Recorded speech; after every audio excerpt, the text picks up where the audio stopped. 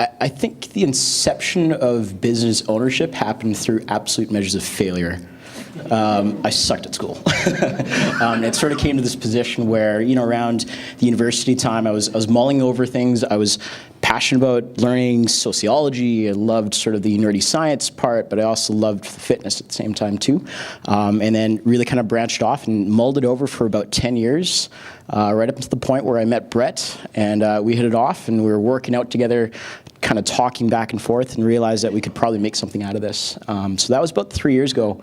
I quit my job. Never recommend anyone to do that.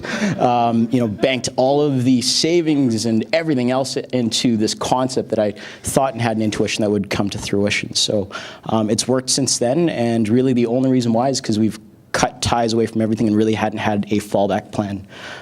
So that's kind of how we started. Dive in the deep end version of business. How about you? I guess just the thought of not failing. So just any time that a challenge came forward, you just had to solve the problem. So being open to new, selling techniques or offering different brands, offering different styles. So throughout the business, throughout the years, seasons, you're always going to come against challenges and lower sales, and you just have to look at the problem and fix it. So we did a really big business plan at the beginning when we opened KEYLIME, and made the banks impressed, and they lent us a bunch of money, and now we have to pay it back. So we have to make it work. So, just before we go on to Travis, was the stuff that is in your business plan, did it turn out to be true? Some of it. Yeah. I guess, going back and looking at the numbers, I would have did it opposite. You should figure out how many pairs of pants you have to sell to, make your overhead kind of thing. So just going backwards, it had good stuff in it, but maybe not as feasible as what we hope to have. Right. Okay. So Travis, how did you find out how to make this a viable business? Again, I think a couple of the key points that were brought up here. One is the failure component of it, and secondly, you need to surround yourself with some really good resources, because my business plan is lining a bird cage right now.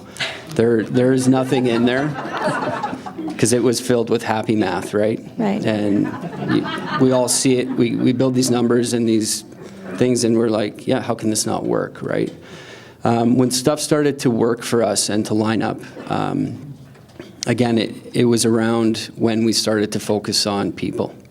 And I can't get away, for us in particular, and that was my experience. And there was an awakening or an aha moment when I figured out, the triple bottom line's in reason for an order, right? People, planet, and then the profit. And we were kind of going at the planet and hoping the profit would come and all this. But when we really focused in on getting good people and retaining them, and retention for us is only a year at best.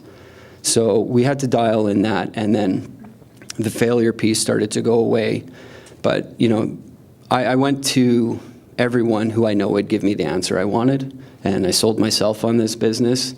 I knew something was there, but what I thought was originally didn't. So as we slowly failed, we had to refocus, and I had to go and ask some tough questions. So, just be prepared that half your meetings are going to be with the bank at times, and the other half will be with, potential clients. Right. Yeah. Mm-hmm.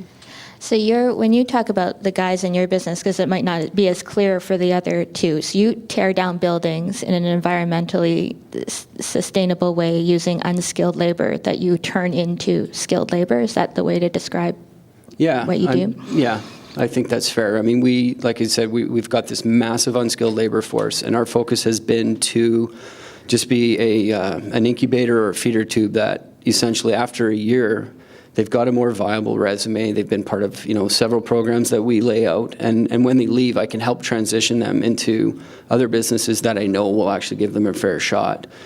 And for us, it doesn't take much to do. It's the right thing to do. We've been profitable while they've been with us. So that's kind of our commitment to them. Right. Yeah. Very cool.